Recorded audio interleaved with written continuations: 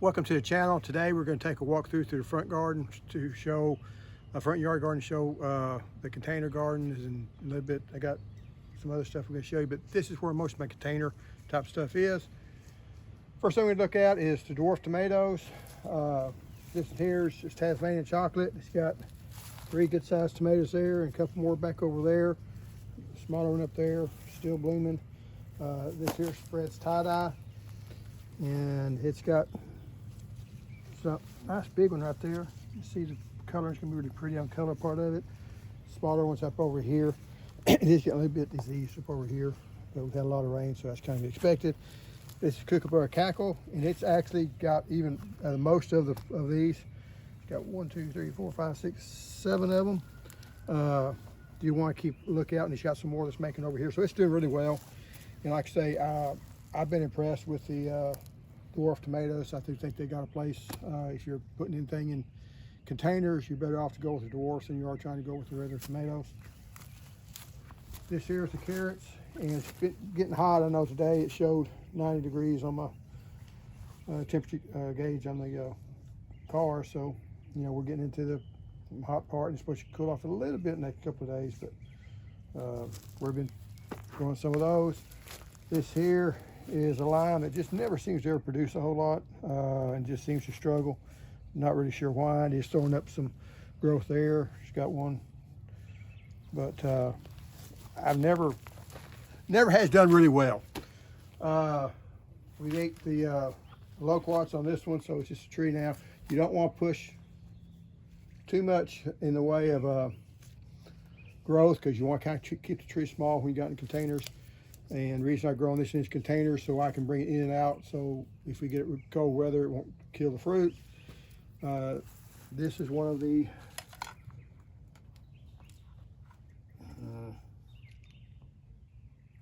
go back and look at it. It's one of the citrus that I bought, and it's growing good. Got a Seneca bean in it. Pull that out. And over here, we've got the variegated pepper, and they're starting to put on some more. And you know, it's a variegated Thai pepper. This here, I did pull out the garlic. The garlic didn't make. It made, well, it's about this big around, and it's doing okay. The micro dwarfs over here have kind of, the stupid cats you seen in the last video that I had on the garden, they've been trying to lay in here, and so I quit feeding them because they're bothering me. This here is a fuzzy wuzzy. It's getting close to ripening. It's a really pretty tomato, and that's what it has going for it. I did plant some banana peppers here, and I need to harvest those peppers because I don't want to stunt no more than we have to. The only thing about these, they're already starting to get dry. So with raised beds, especially the taller raised beds, that is the bad part about them, is they really need to be watered every other day. And we hadn't watered since it rained last Saturday. We got like 2 inches of rain. So you're going to see a theme of that going on. Things have not been watered like they should have been. Some more of the citrus growing. This is, which one of these is it?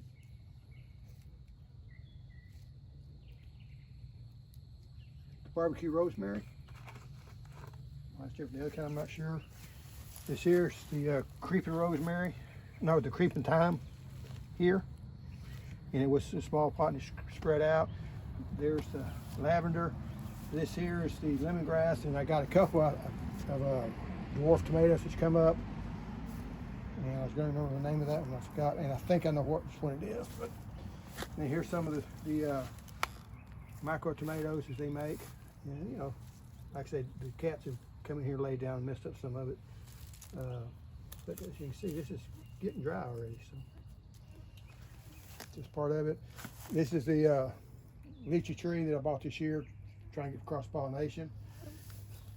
This here is tropic snow. If you see the leaves, when you see leaves like this, it needs water really bad.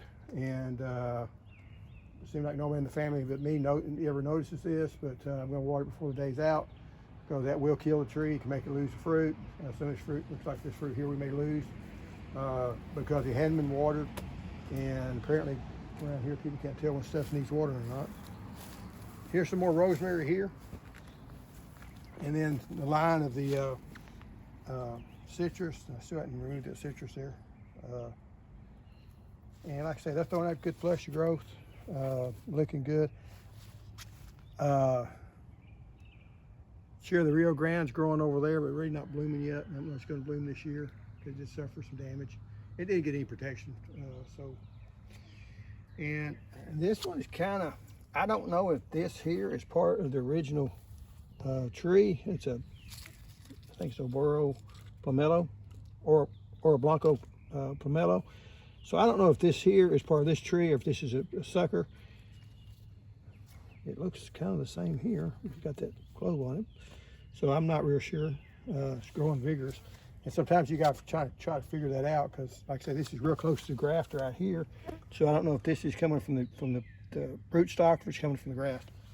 We'll probably let it kind of keep growing. Come here, some of the other citrus that we've got growing, and they're dropping a lot of theirs. This one isn't looking just real good. And again, it's probably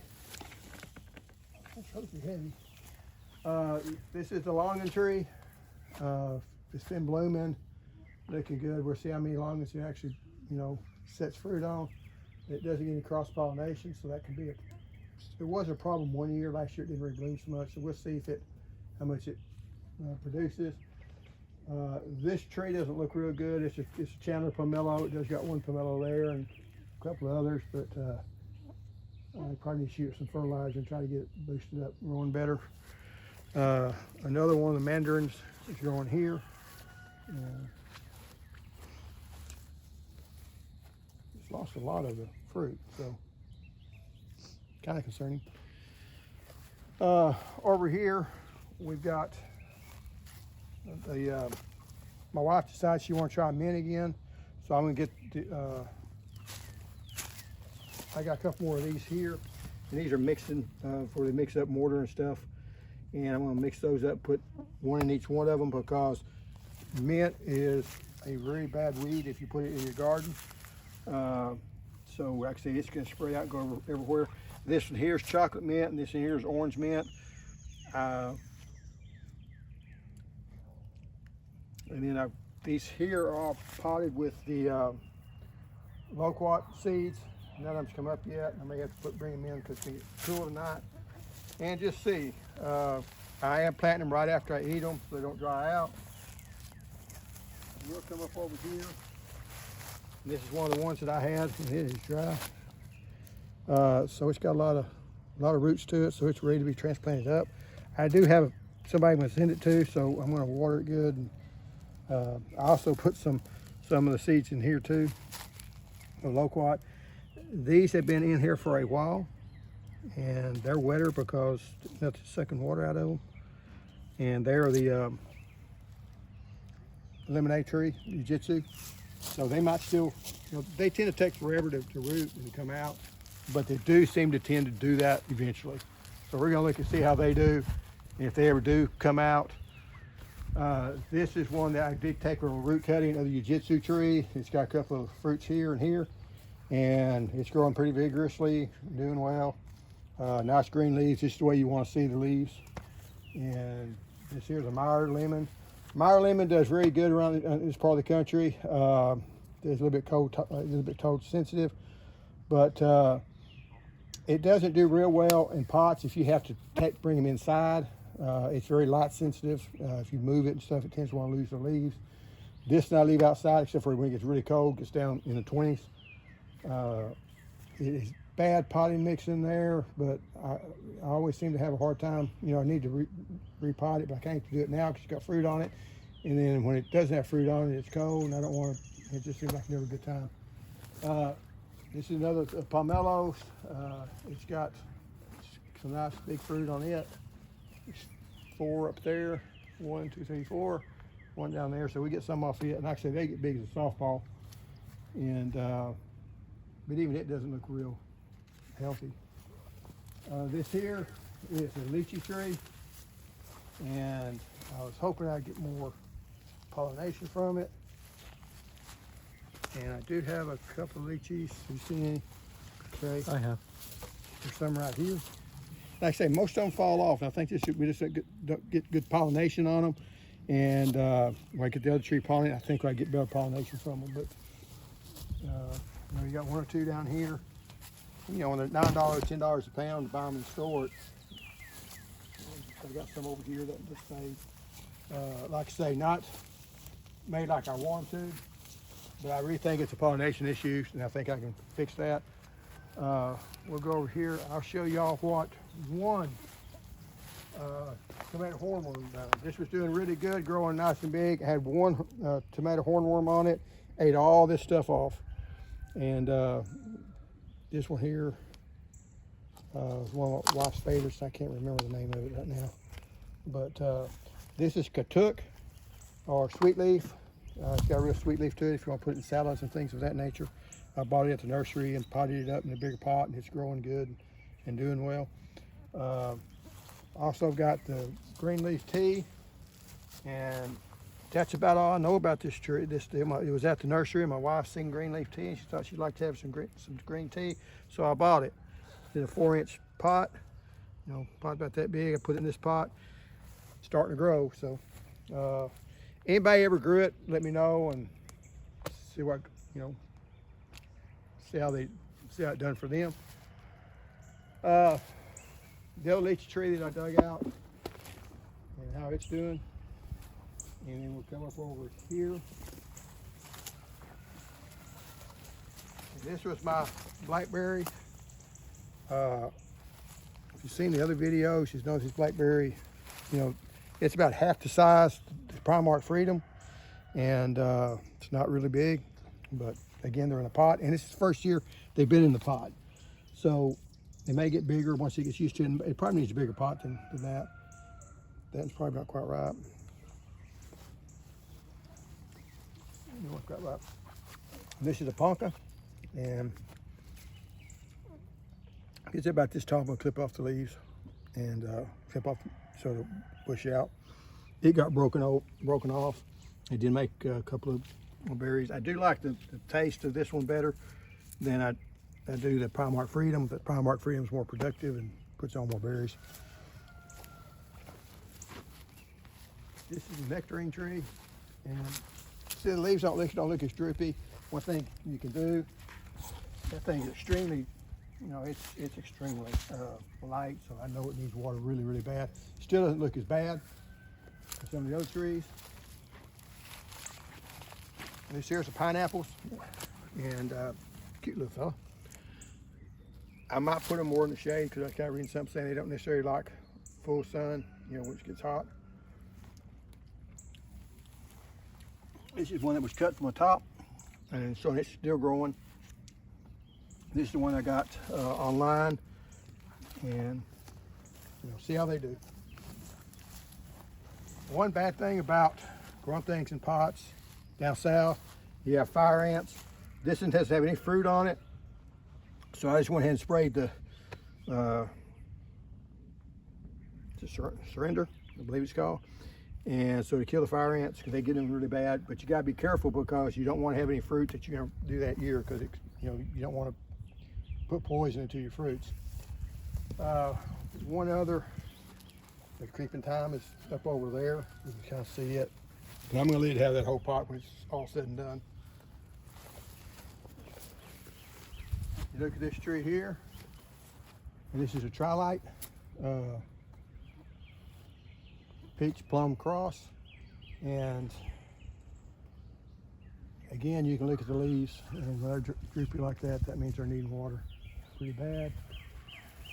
This is another tree, it's roddenberry, and it produces fruit later.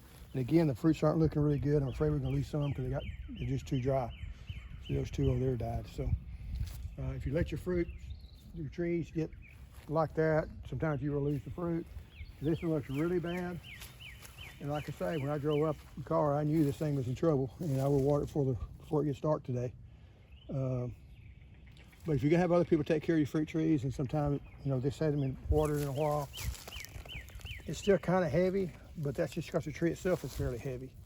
So, you know, you gotta kind of watch out for that. This here is the donut tree that we was talking about. It did get the brown rot on it. And it's bad about getting brown rot. They just start ripening and no one picked the fruit, so then brown rot got in it and started eating them all up. And once it starts, it just takes over the whole bed. This here is the lemongrass we grew last year. I don't like this type of setup because this here is way too shallow for lemongrass. It works good for herbs and things of that nature. Again, this is a mixing deal. I think they're $18 at Lowe's last time I priced them. So it makes a good raised bed, not real deep, but you don't need, you know, if it's shallow rooted plants, possibly even peppers would do okay. I wouldn't put tomatoes in it or something as big as lemongrass, but you know, one of them's a garlic that came up from it that I planted from those little nodules that go on the elephant garlic. This here is the blueberries. This is a lemonade blueberry plant. The only bad thing about these things is it's really hard to tell when they're ripe. That looks ripe. So it does have a different taste than what most blueberries do. That's a bad thing, but they don't taste the same as a regular blueberry. But again, this is a cross between, I think, a rabbit eye and a southern high bush. I've heard people argue on both of them. I think it's just a cross between the two. And this is the other tree. Pomelo tree.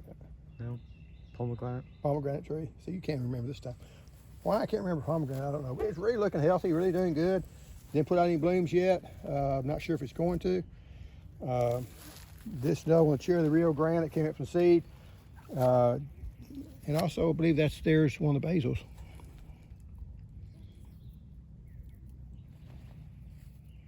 Oh yeah. It's definitely a basil. It's got strong. This is the rabbit eye blueberry that I messed up and put the water that had some grass in it, and then I did put some acid fertilizer to it. So it's looking good. The leaves are looking fine. It's going to lose most of its berries anyway. I don't take the berries off the first year. I probably should. But I do know, like one girl, she didn't take the berries off of hers, and it made one berry, and then the plant died like a year or two later. That's the only one she got. So this got some type of disease on it. I'm not sure what it is. You have to cut it out and cut it back. It's a sweet crisp, and I don't know really what to do about it. But it survived flood and everything else. If it dies, you know, it's had a good life. Been here 8-10 years, something like that. I think 10 years because it was before Kelly had the transplant, so it's over 10 years old in these pots. So same with this one here. It's a snow chaser. It's a southern high bush also. Has a milder flavor than the sweet crisp. This is another of the, what I call it?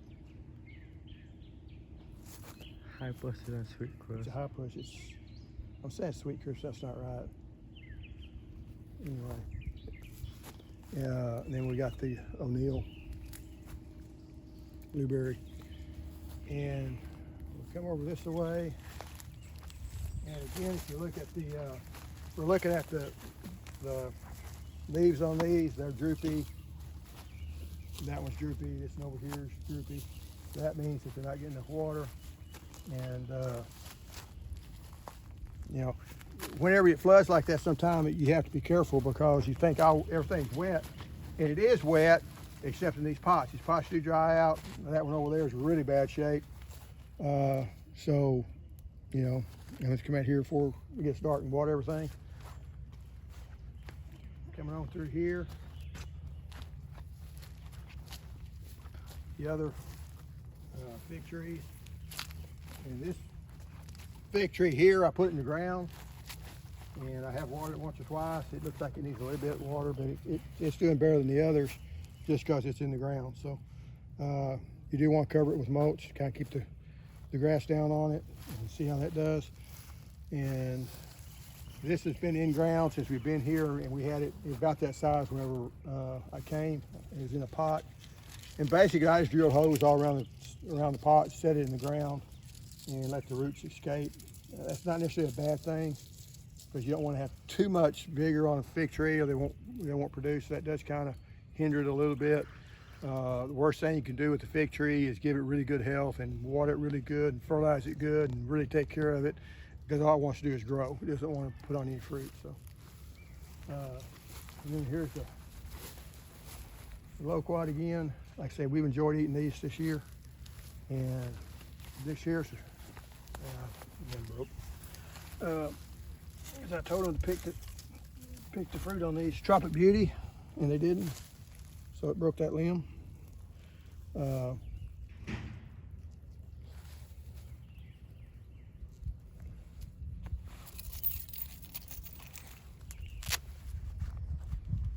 got brown right there. So I mean, I'm trying to pick everything. And I've told people to pick these things, and they just don't get picked. When I'm doing things, I tend to run out of time.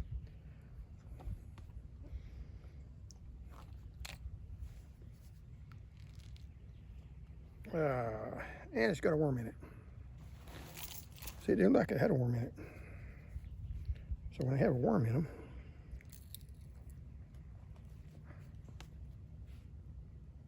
just cut that area out. Wait.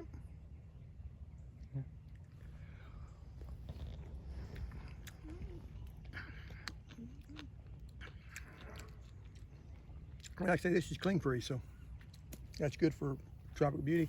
And Tropical Beauty is a good, peach tree. It's low chill. I think it's 150, 250 hours, something like that. So you can go up pretty far south. You'll make, because trees do have to have a certain amount of chill hours on the peach trees, or they won't bloom.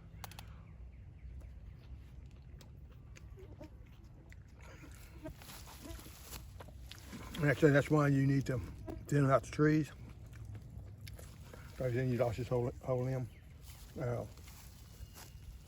It's got some diseases on it. I've got to cut it back here. It's all died from here, and I'm not sure exactly what it is. I don't really see the sap, so I don't think it's bacteria.